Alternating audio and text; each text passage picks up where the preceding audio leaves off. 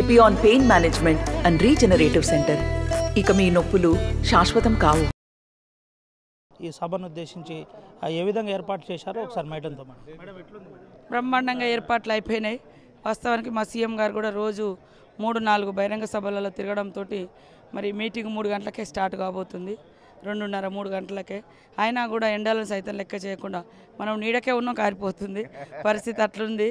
ఎండలు విపరీతంగా ఉన్నాయి. అయినా కూడా కాంగ్రెస్ పార్టీ మీద అభిమానంతో పెద్ద ఎత్తున ప్రజలు తరలి వస్తారు. ఎట్లుండబోతుంది మేడం జన సమీకరణ ఎట్లుండబోతుంది? వాస్తవానికి ఇక్కడ జరిగేటువంటి మీటింగ్ ఓన్లీ 2 నియోజకవర్గాలకు పరిమితం చేసినాం. ఆసిఫాబాద్ జిల్లా హెడ్ క్వార్టర్లో జరుగుతుంది కాబట్టి మేజర్ ఎక్కువ పాపులేషన్, ఎక్కువ జనాభా అంతా ఆసిఫాబాద్ నుంచి, అదేవిధంగా 8,000 వరకు ఆసిఫాబాద్ నుంచి కూడా, కాగజ్నగర్ నుంచి కూడా, సిరిపూర్ కాగజ్నగర్ నుంచి కూడా తీసుకొస్తూ ఉన్నాం. అందరూ ఉత్సాహంగా వస్తూ ఉన్నారు. సీఎం రేవంత్ రెడ్డి గారు వస్తున్నారు. మరి వారు కొన్ని హామీలు కూడా ఈ ప్రాంతంలో ఉన్నటువంటి అపరిష్కృతంగా ఉన్నటువంటి సమస్యలను తీర్చడానికి కూడా హామీ ఇవ్వబోతున్న సందర్భంగా ఇంత ఎండలను సైతం లెక్క చేయకుండా ఇప్పటికే ఆయా గ్రామాల నుంచి తరలి వచ్చి అందుబాటులో మరి చెట్ల కింద అక్కడిక్కడ ఉన్నారు. ఖచ్చితంగా 2:30కి ఈ ప్రాంగణం అంతా కూడా ఫుల్ జోష్తోటి ఉంటుంది. హిస్టారికల్ ప్లేస్లు కొమరం భీం, జోడేఘాట్ లాంటివి కొన్ని హిస్టారికల్ ప్లేస్లో ఏమన్నా అభివృద్ధికి సంబంధించిన కొన్ని నిధులు కేటాయించే అవకాశం ఉందా లేదా? అంటే ఆల్రెడీ హామీలు ఇస్తున్నాము. కాకపోతే ఇప్పటికిప్పుడు అది ఎలక్షన్ కోడ్ కాబట్టి ప్రకటించకపోవచ్చు. కానీ ఈ జిల్లా మీద ప్రత్యేక దృష్టి నాకు ఉంది, సీఎం గారికి ఉంది, మా ప్రభుత్వానికి ఉంది.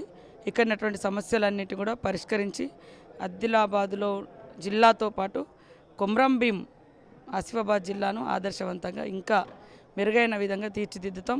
చారిత్రాత్మక ప్రాంతాలు ఉన్నాయి, హిస్టారికల్ పోరాట ప్లేసెస్ ఉన్నాయి. ఆ గుర్తింపు కూడా ప్రపంచానికి చాటి చెప్పే విధంగా మంచి ఆలోచనతో పనిచేస్తుంది. జిల్లాలు తీసేసే లిస్టులో కొమరం భీం ఆసిఫాబాద్ ఉందా లేదా? తీసేసి ఆదివాసిగా ఏం చెప్పు? జిల్లాలు తీసేసే ఆలోచన అసలు లేనే లేదు. ఆసిఫాబాద్ జిల్లా అనేది కూడా చాలా చారిత్రాత్మకమైన జిల్లా, ఓల్డ్ డిస్ట్రిక్టు, చాలా వెనుకబడినటువంటి ప్రాంతం. కాబట్టి అసలు ఈ జిల్లాల తీసివేత అనేది ఈ మధ్యకాలంలో బాగా దుష్ప్రచారం చేస్తారు. జిల్లాల సవరణలు ఉంటాయి. మా ములుగు నియోజకవర్గం 3 జిల్లాలలో ఉంది కాబట్టి ఇట్లాంటి కొంత సవరించుకోవాల్సిన అవసరం ఉంది. కానీ జిల్లాలు తీసేస్తున్నారు అనేది ఓటు బ్యాంకు రాజకీయాలు చేస్తున్నారు.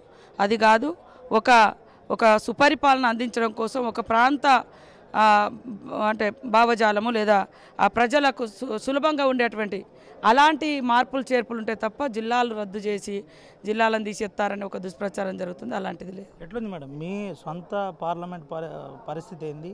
మీరు ఇన్ఛార్జ్గా ఉన్న పార్లమెంట్ పరిస్థితి ఏంది? ఈ మధ్య కాలంలో మీ ఛానల్లోనే చూసిన చాలా అద్భుతంగా ఉంది. అగ్రభాగానికి ఆదిలాబాద్ జిల్లా కాంగ్రెస్ పార్టీ గెలవబోతుందని మొదటి మార్కులు కూడా మీ ఛానల్లో చూసిన నేను. సంతోషం. ఇంకా మాకు బూస్టింగ్ వచ్చింది. మీరు ఇచ్చినటువంటి రిపోర్టు కూడా ఇంకా పరిగెత్తాలి, ఇంకా గట్టిగా పనిచేయాలని. కాబట్టి మీకు తెలుసు గత అసెంబ్లీ ఎన్నికల్లో 2.5 లక్షల ఓట్ల తేడాతో మేమున్నాం. కానీ ఈరోజు ముందంజలోకి వచ్చినాం. మెజార్టీ కోసం మేము తాపత్రయపడుతున్నాము. వాళ్ళు ఎన్ని దేవుళ్ళ పేరు చెప్పినా దేవుళ్ళ పేరు ముందు చెప్తున్నారు బీజేపీ వాళ్ళు.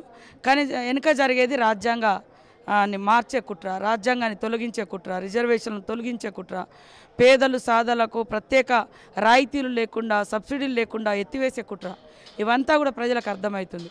ఇదే బీజేపీ పార్టీ ఫ్రీగా ఇస్తే సోమరిపోతులు అవుతారు, రెవెడీ కల్చర్ తీసుకొస్తుంది కాంగ్రెస్ అని చెప్పారు.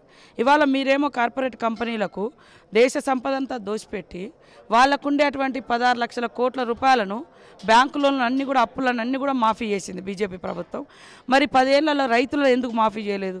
రైతులకు 2019 మేనిఫెస్టోలో పెన్షన్లు ఇస్తామని చెప్పారు. ఈ రోజు వరకు ఇవ్వలేదు. మేము 100 రోజుల కింద ఇచ్చినటువంటి ఒక్కొక్కటి చేసుకుంటూ వస్తున్నాము. మమ్మల్ని మాత్రము అమలు చేయట్లేదు. వీళ్ళకి అన్నీ అర్హత ఉందా?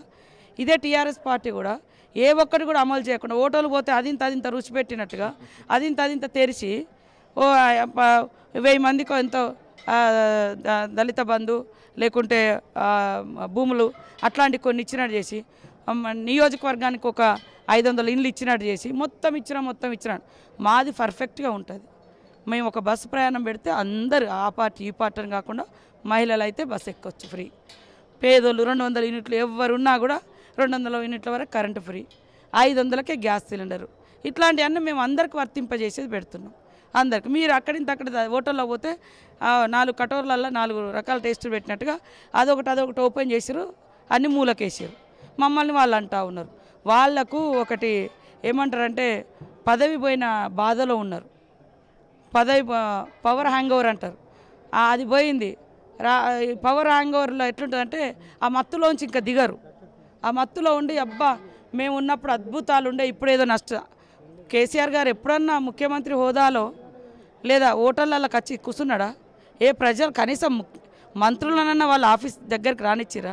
కానిస్టేబుల్ ప్రగతి భవన్ కాడ హోం మంత్రిని ఎల్లగొట్టిన చరిత్ర. ఇవాళ ఓడిపోతే తప్ప మీకు హోటల్ గుర్తుకు రాలే, మీ కార్యకర్తలకు గుర్తొచ్చారు, ప్రజలు గుర్తుకొచ్చారు. అయ్యా నాయన మీకంటే మేము బెటర్గా చేస్తున్నాము, అది తట్టుకోలేక మీరు ఆ పవర్ హ్యాంగ్ ఓవర్లు ఉన్నారు.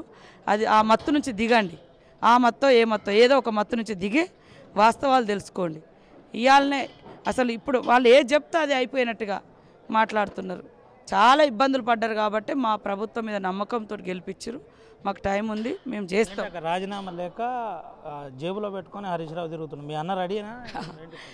ఆయన కాదు, అసలు తల లేదు తోకలేదు. హరీష్ రావు తోటి కూడా అంటే నేను అంటున్నా, మా సీఎం గారు కూడా ఆయన సవాళ్ళు స్వీకరించకుండా ఉండాల్సింది. ఆయన హరీష్ రావు రాష్ట్ర అధ్యక్షుడు కాదు, టీఆర్ఎస్ ఎల్పీ లీడర్ కూడా కాదు. హరీష్ రావు మీదనే వాళ్ళ నాయకత్వానికి వాళ్ళకు మామకు నమ్మకం లేక 2018లో ఆయన ఒక ఏకనాథ్ షిండే అవుతున్నాడని మంత్రి పదవి కూడా ఇలా చాలా రోజుల తర్వాత మంత్రి పదవి ఇచ్చిర్రు. ఆయన అగ్గిపెట్టలేదని ఆత్మహత్య చేసుకోకుండా పొరగాలను రెచ్చగొట్టిండు. కాబట్టి అయినా కూడా మా రేవంత్ రెడ్డి గారు ఇచ్చారు, రెడీగా ఉన్నారు, కాసుకోమన్నారు. ఇంకా దాన్ని కూడా ఇంకేదేదో రాసుకొని వచ్చారు. మా పార్టీ అంటేనే కేర్ ఆఫ్ అడ్రస్ రైతు రుణమాఫీ, కాంగ్రెస్ అంటేనే కేర్ ఆఫ్ అడ్రస్ రైతు రుణమాఫీ. ఇవాళ మీరు 10 ఏళ్ళుండి 3 నెలల నుంచి మా ఎంబడి పడుతుర్రే. 10 ఏళ్ళల్లో ఎందుకు చేయలేదు మీరు?